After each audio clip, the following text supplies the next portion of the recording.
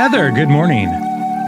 Jason, good morning. How are you? I am doing well. It is a beautiful day in the Pacific Northwest where I live.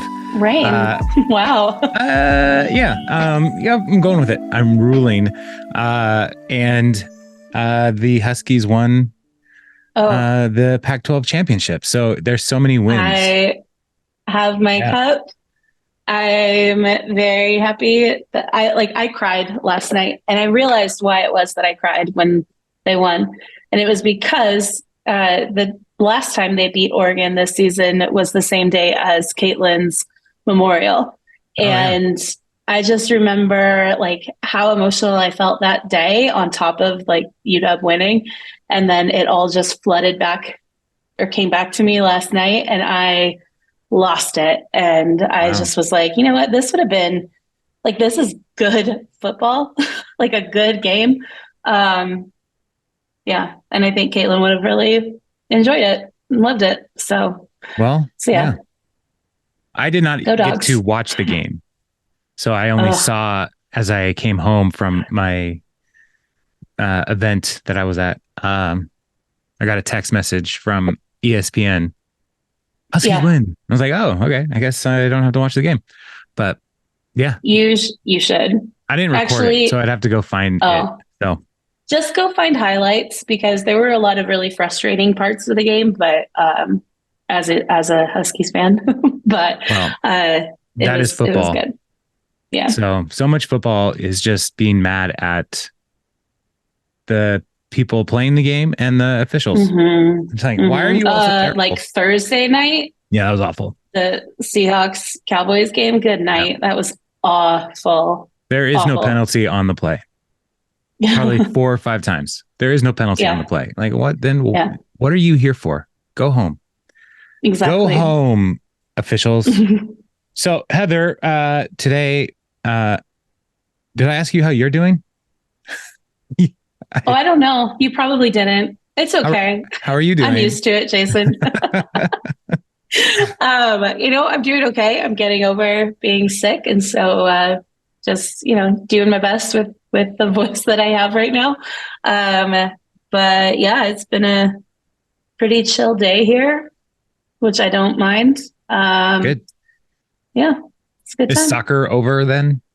Yes. Yeah. Until I think we have to at some point sign our kids up this month for a season that starts in March.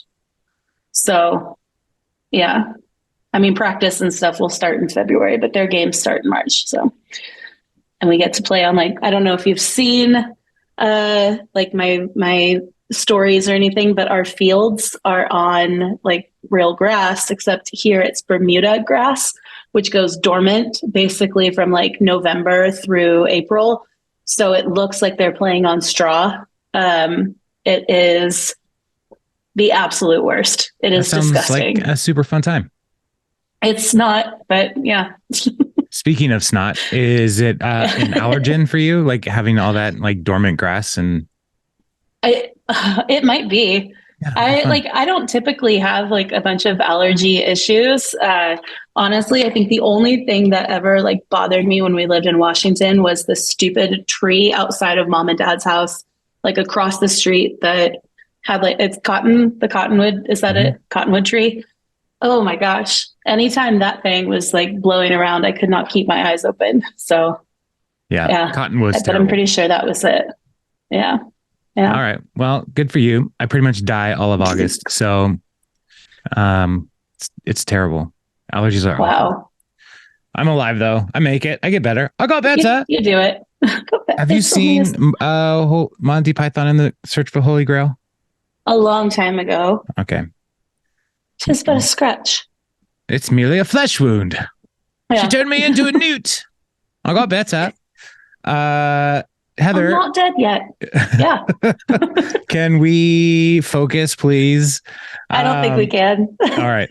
So today, this morning, we are going to be talking about Chapter 7, Queer Lodgings. Would you regale our viewers and listeners with a summary, please? Yeah. I'm going to try to make this quick because I feel like I really just go through the whole book and say like all the things that happen. So in chapter 7, just as a reminder, like they had just met the Eagles, the band, and take it easy. They had just like met the Eagles, and then the Eagles took them to like where it was they wanted to go, and they get to Beorn's house, not Beorn. Beorn. Sorry, Beorn. Beorn. Yeah, Beorn. Night, whatever. It's gonna be Beorn for me. Okay.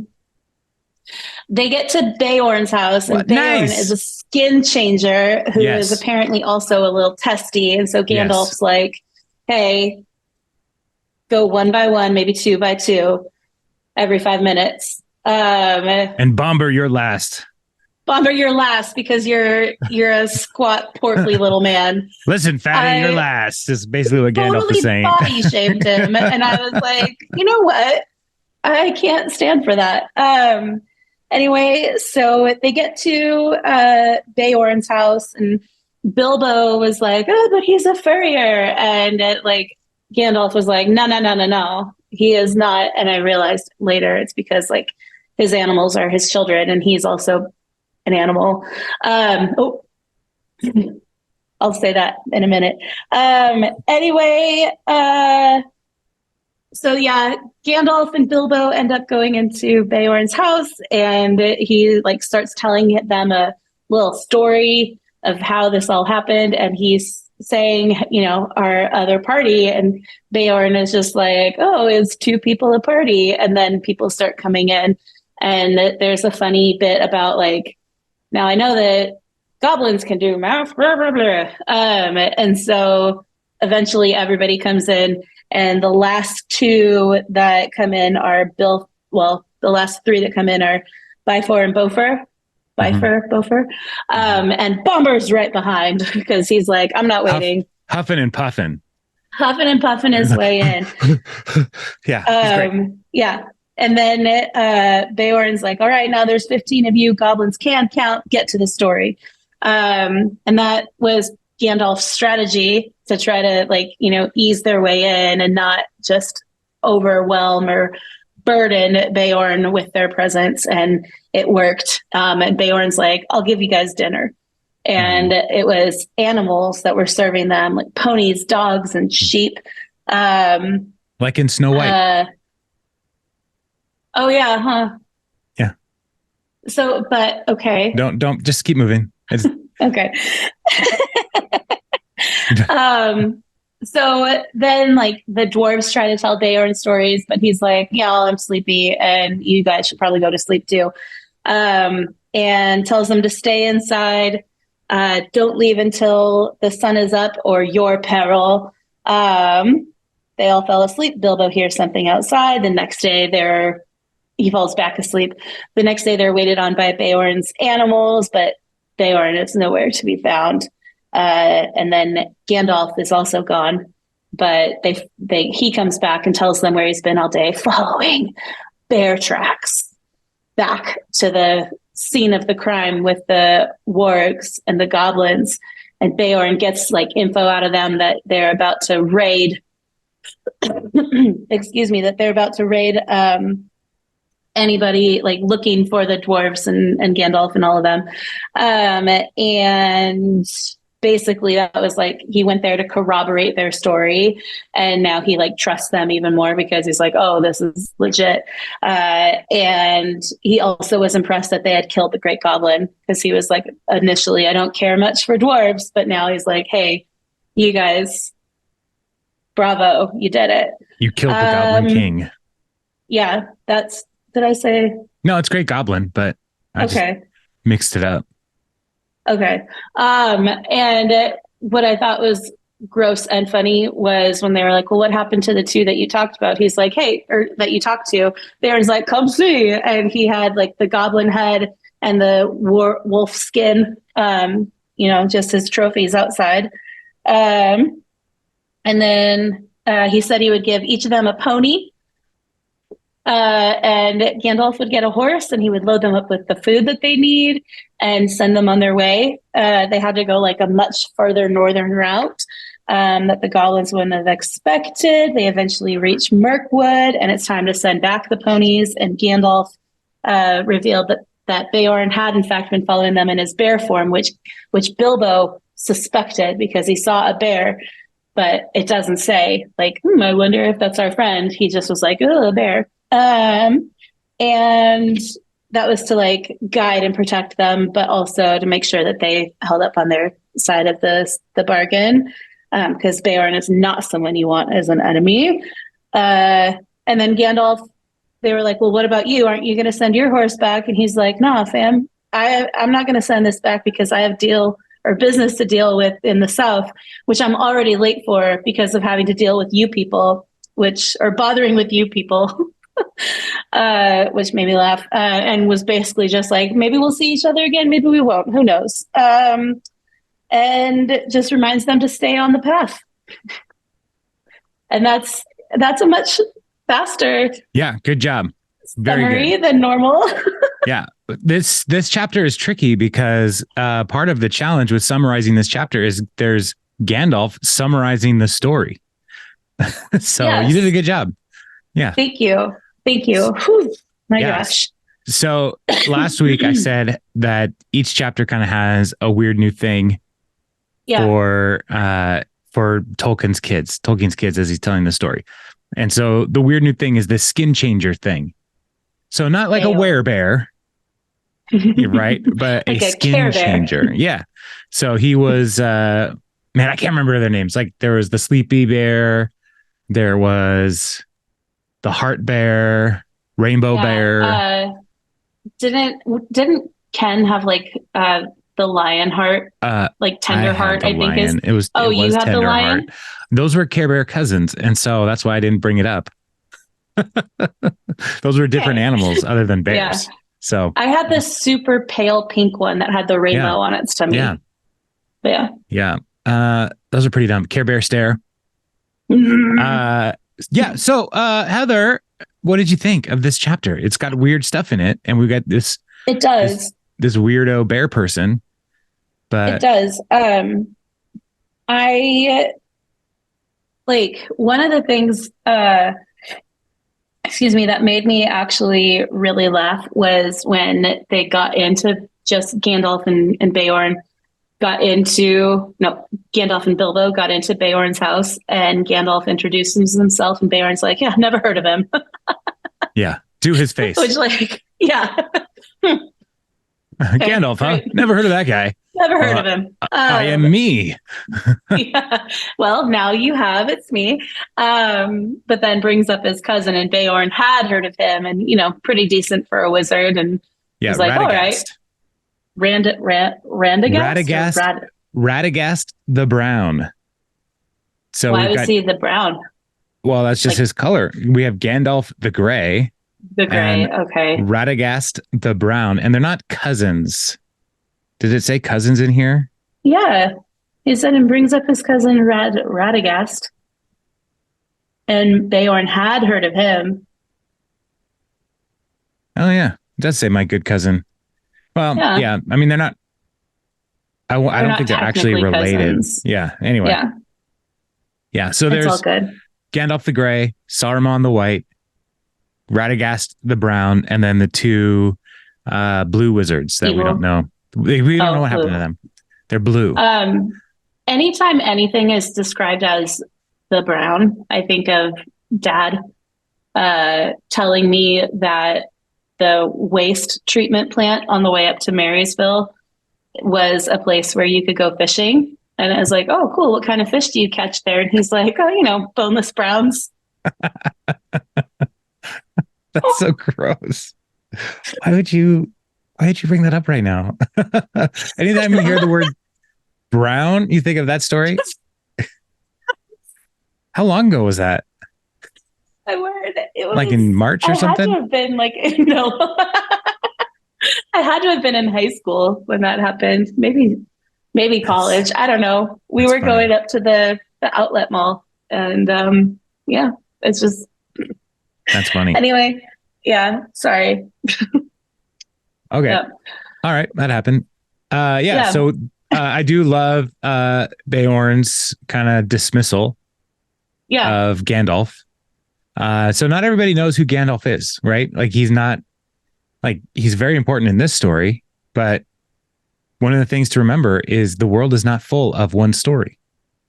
And so even like Beorn is out here on his own, just doing his own thing. Mm-hmm. And so he really has no reason to know who Gandalf wizard is. Yeah. So I do like the way that he's described as a skin changer. Gandalf says he is under no enchantment but his own. So part of the question is like, how did he become this way? That's what I was just going to ask. And it's not like somebody cursed him. He wasn't bit by a bear, a radioactive bear, and turned into a Beorn.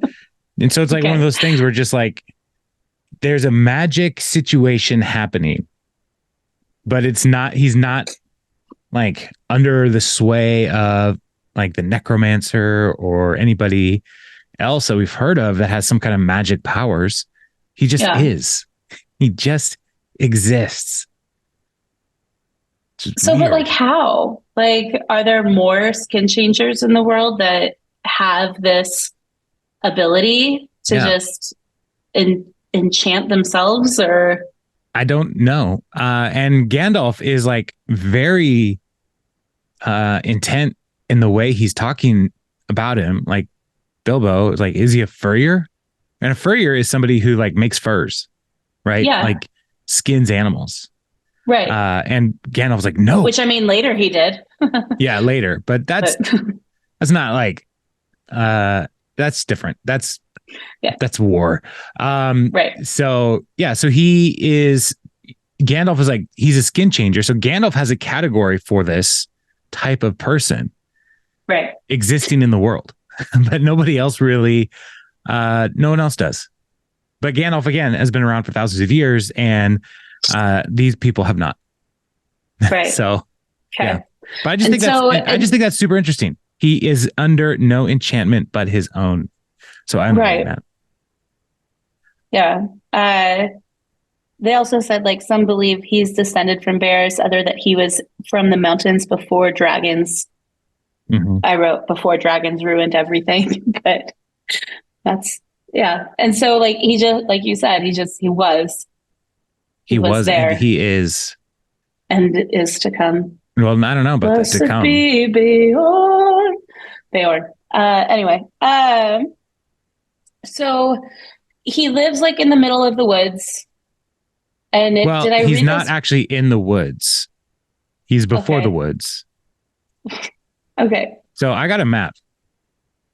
Perfect. So thank you. I need that. At the end of the book here, right? My copy. This is these mountains. These are the mountains they came through. Mm-hmm. This is where the eagle is. This is where Beorn's house is. This is Mirkwood, where they're going. And then the Lonely Mountain is way over here. So. Okay. What are you looking at? So I also have that map. Oh, yeah. Okay. Yeah, you do. Is that the end of the book or the beginning? No, beginning. Yeah. So he said like they had to go up super north. Well, Gandalf was explaining that, saying, because he was like, Bilbo was like, can we go a different way? And Gandalf was saying, you can go way north, which will take too long, or you can go way south, which is where the necromancer is. And you don't want to go that way either. Right. But like they had to take a different way that like the goblins wouldn't have expected. So is he saying that the goblins would have expected them to just like cut across from where like the goblin and the eagles are? Or like what is the thought there? Yeah, maybe. Or to avoid Mirkwood, because Mirkwood is mysterious. Scary place. There are dangers in Mirkwood. And so the goblins don't even want to go in there.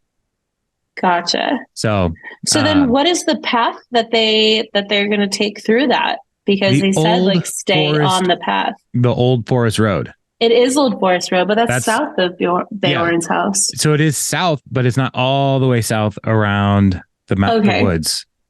So, yeah. So they see there's a few little like villages in the forest as well. Yeah. You've got the woodmen in there. No. The woodmen will not come into play. Not really. But up in the north of the forest there's Elven King's Halls, and there's a river that will come into play. And if you can see in the map, there are these little spider webs and spiders, and that also will come into play. They are like Aragog. They're like Aragog, but again, Rowling. She stole it from this. So, Avery. So in Lord of the Rings, there are spiders, and they're big. So there's a spider that we meet in the Two Towers named Shelob. And in the Silmarillion, we learn about where Shelob and her siblings come from, Ungoliant. And so... like, are you okay? Do you need to pop that up or what? No, I'm good. Okay. That's just the name. And so these spiders are kind of part of that darkness of Ungoliant's family. So I have to assume they're supposed to stay on the path, and they do not. Yeah, that's next chapter though. Okay. Yeah, but as you're reading this chapter over and over again, towards the end, it said, "Stay on the path, stay on the path, stay on the path, stay on the path." So that should be enough foreshadowing to say, "Oh, they're not going to do that." They will not do that. I don't know if we were supposed to stay on the path, but I don't think we're going to. Hey, what do you guys think about not pathing? I think that's the right thing to do. let's be pathfinders. Let's do it. Exactly. So back to this chapter though. We get a description of Beorn that I think is important. He's a big, huge man, is one of the things Gandalf says. But then when Tolkien is describing it, he standing near a huge man with a thick black beard and hair and great bare arms and legs with knotted muscles. He was clothed in a tunic of wool down to his knees and was leaning on a large axe. The horses were standing by him with their noses at his shoulder. Yeah. So, this is that's a tall big guy. Dude. And so it's not ponies by his shoulder. It's his horses, their noses by his shoulder. So this is a big guy. And yes, Gandalf is like, I'm Gandalf. Never heard of him. But I hate that I laughed. Can I just tell you that? I hate myself for being like enchanted by this book. Just let it. I giggled. Happen. I know. I just but I read that line and I was like, no. This is how Tolkien wins you over with the little weirdness of the story and interpersonal relations where it's like, that's odd. In Fellowship of the Ring, we meet the Sackville Bagginses, and for some reason Bilbo doesn't like them, and he thinks they want all this stuff and all this, and he's like, yeah, you then hate the Sackville Bagginses as well. It's like they're the worst, Sackville Bagginses. I don't know anything about them. So Gandalf starts telling the story, right? And that is one of the ways that he tricks Beorn into welcoming these people, is because he wants to hear the rest of the story. And that's what Tolkien is doing to you right now. And I think it's like a super meta thing that Tolkien is doing, is he's like giving us all this information and he's telling us the story, and then like more things come in like through the back doors, like, hey, how many dwarves are going to be here? How many spiders do I need to know about? And Tolkien's like, just how many vampires do I need to care about? Like, it's don't worry, it's fine. I'll get. And it's like, wait, more elves? The elves don't all like each other. So yeah. But then when Thorin shows up, and he introduces himself, Beorn knows about Thorin's family. Yeah. So Thorin, son of Thrain, son of Thror, so he knows like dwarf lineage and history. And he's on the other side of the mountain, on the other side of the woods, far from the mountain, but he knows about the goings on in the larger goings on in the world. but not necessarily all the details of what's happening because he's just by himself with his animals. So how does he get those like rumblings to him then? Like, how is he supposed to know about all these things? Well, I wonder if animals talk. He does talk to the animals. Right. But like, I'm just saying, like, animals that witness these things, like, yeah, maybe find him and they're like, Beorn, listen. Squirrels are gossiping all the time. Oh my gosh. Always chittering away. Just chitter. But I also think he is, he can travel a great distance, which is revealed here. And he will go to alternative interrogation techniques to get the information he wants, right? Like the goblin head and the warg skin. I think those are the fruit of his alternative interrogation techniques. Yeah. And so somehow, like maybe after the dragon came, when Smaug took out the place, the dwarves all went someplace. So maybe he talked to some dwarves then, or maybe there were some goblins who were like, "Oh man, there's a dragon over there. Maybe we should stay away." And he's like, "What are you guys doing in this area?" And he's like, and he ate them. I don't know. Is that what Beorn sounds like? More like the or I think he talks very slowly because he's just been by himself for so long. Yeah, and he's just like, "So, tell me more about this story. How many dwarves are there? Who's on first?" Yes.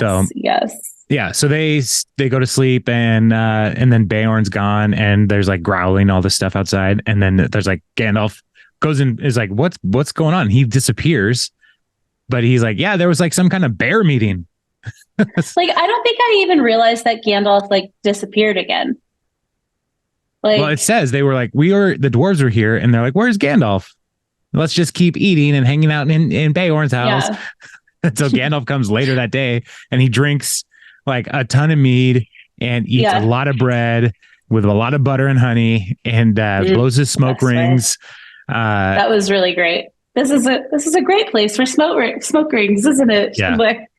Yeah. There are a lot of folks who think like this, the tobacco that they're smoking, later they'll call it pipe weed. There's a lot of folks who are like, Tolkien is talking about marijuana. Tolkien was not talking about marijuana, but the way, no, he was not. But the way that Gandalf interacts with this pipe weed is like total stoner. Like, I'm going to blow some sweet smoke rings, bruh. Let's get blitzed. Let's blaze out. Oh my word. I don't do drugs. I also did, just before we move on, I also did really love, again, just kind of the like dismissiveness of Beorn when they were like, Thorin and Dory at your service. He's like, when I want your help, I'll ask for it. And like, just get back to the story. People kept, or the dwarves kept coming in, he's like, I don't need your service. Like, just shut up. Your name is enough. I thought that was. I mean, their name is too much, really. Yeah, it's just another mouth to feed. Yeah, it's kind of like as a parent of young children. At one point, your kids are telling you a story, and you just want to get to the end of it. Mm-hmm. And the other kid comes along and has their own story that they want to tell, and you're just like, yeah, whatever. Just finish this story so I can get on with my life. Right. Yeah, and maybe that's what Beorn is feeling in this situation. Like, come on, right.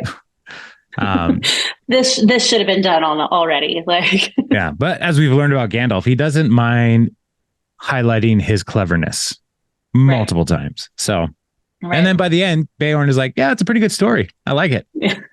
Good story. It was a good story, but I needed to make sure it was true, and also wanted to kill a goblin. So here we are. Yeah, I do love that he just kind of disappears, and then comes back, and he's in a good mood. Yeah. So murder makes him happy. So that's concerning. Yeah, but it's good because he's their friend. As long as he returns their ponies. It is good to have him as exactly. Yeah, it's good that he is now friend, not foe for them. But yeah, I mean, that's like the whole chapter. But it's pretty close. I mean, there's more to talk about, I'm sure. But there's a couple things that I want to make sure that we highlight is the shift in the way that Gandalf is talking to Bilbo about the dwarves. And so towards the end of the chapter, Bilbo says, "Do you really have to go, though? Or do we really have to go through?" "Yes, you do," said the wizard. "If you want to get to the other side, you must either go through or give up your quest. And I'm not going to allow you to back out now, Mr. Baggins. I'm ashamed of you for thinking of it. You have got to look after all these dwarves for me." And so Bilbo is kind of becoming like, he's saved them a couple of times. And so he's becoming more and more like the Steve Harrington. From Stranger Things. Yes. I was thinking Steve Holt from Arrested Development, and I was like, he doesn't really do anything. Steve Holt. So, but then also in a couple of passages or paragraphs down, and so Bilbo again says, "Is there any way around?" And Gandalf is talking about you can go way north or you way south. But before you could get round it in the south, you would get into the land of the necromancer. And even you, Bilbo, won't need me to tell you tales of that black sorcerer. I don't advise you to go anywhere near the places overlooked by his dark tower. So the necromancer is where Gandalf is going. He's going to deal like in the larger history of this, or not history, but the larger story. Gandalf and Radagast and the Council of the White, they are going to try to deal with the necromancer. And the necromancer is probably Sauron. So he's kind of like creeping up, like stirring up trouble. So the ring is active. The spirit of the necromancer is active. And there's a darkness about that is to be dealt with. The game is afoot. The game is afoot. So, so that's the end of the chapter. Gandalf I like takes off and one more time says, "Don't leave the path." Yeah. I also, as he's saying, like, I hope Old Smog is not expecting you. I love Thorin. Very comforting. You are, to be sure. Yeah. Like, thanks for making everything really scary and then just leaving. So thanks for bringing us all this way out here and leaving us. That's cool. But I mean, Gandalf is saying, like, all along is like, I've always told you this is your adventure, not my adventure. Like, he's the one that like tosses them. Yeah, he's the one that had the map. He's the one that had the key. He's the one that told them that they need to go. He's the one that got Bilbo. So it's really like his party that he's throwing, but he didn't want to attend. Yeah. So, which is most parties that I am involved in. So please leave by 9. I heard somewhere that there's a German phrase that says, I have been visited enough. And you can tell it to people. That is perfect. When you want them to leave your house. I want that. I want it so bad. I have been visited enough. And that's kind of like Beorn too. And I feel like his vibe is very, this is enough of you. Goodbye. We're good. Take my ponies. That down because that is seriously so good. I have been visited enough. Yeah. I love. Oh my word. I love the way that the Germans have put together words into, there's just so many good words they have. They really are. That's the end of that. Anyway. That's all she wrote. Yeah. Well, what can we expect? Obviously we know that by them having to be reminded multiple times to stay on the path, that they are not going to stay on the path. And I'm assuming they're probably going to drink from the like dark river as well, or creek or whatever it is. Okay. Yeah. Mirkwood is enchanted somehow. Where that enchantment comes from, not really sure. So there are wood elves living in Mirkwood. And so like the way that Rivendell, where Elrond is from, was enchanted, and like you had to know how to get into it. Like, so there's some people who say like maybe there's this enchantment around Mirkwood is to protect the wood elves and it's their enchantment. But then there's also just a darkness. So like, why would they want all these spiders here? So is it the spiders? Is it the necromancer's enchantment over Mirkwood? What is happening in this wood? And so the river and the waters in Mirkwood have a kind of hallucinogenic effect that's why I was like, don't drink that. It'll make you real crazy. Okay. And so the combination of real crazy water and then elves, real big spiders. Yeah, real big spiders, and then elves around, and they like are in the woods for a long time. Like it takes a long time to try to get through the wood, and so they are starving, and they lose. They like lose everything as always. How? What? They're just terrible at holding on to stuff. And so these different just hold it. It's not hard. Like in 30 Rock, when Jack is learning to act, he's like, what do I do with my hands? I'll hold 2 mugs. That's natural. Yeah. So there's a whole, there's a lot of things that tempt them to leave the path, but then it's also super dark. And so they're like, we don't know where the sun is. Like when they leave the path, it's like, we don't know which way we're going anymore because they can't see the sun. So yeah, it's an intense situation they find themselves in next week on The Hobbit from 1937. So yeah. But listen, if you have any questions or comments or concerns, fears, trepidations, coffee, tea, Sega, whatever you got, you can email us hobbitforming@gmail.com. Or you can follow us on social media, on Instagram in particular, or Threads. Hobbit Forming Pod is our handle. You can follow Heather and I. And if you're watching on YouTube, I made a little background or overlay thing with our handles that should show up down here. Maybe you can try that if you want to follow us directly. If you want to like and review this, that would be surprised, but that would be nice. And tell people. So I stole that joke. Perfect. I stole that joke from Mitch Hedberg, who afterwards was like, after the show, if you want to talk to me, I'll be surprised. I love that guy. Yeah, he's so funny. So yeah, so that's everything, right, Heather? I mean, and I think that's all the loose ends. So yeah. All right. I truly did enjoy this chapter. I mean, again, I laughed multiple times and thought it was really great. I didn't even have to listen to it. I just read it and like I actually like got it instead of yeah. I did actually end up. I listened to this because the circus version on Audible was for sale for $4. Wow. So I bought it. So now I have 2 Audible versions of The Hobbit, but don't tell anybody. So yeah. Kathy doesn't listen to this, right? So. Oh, no. Why would she bother? So, I don't know. yeah. So I listened to it and then I read it again today because I was like, I want to take some notes. But yeah, anyway, that's everything. Heather, good morning. Jason, good morning.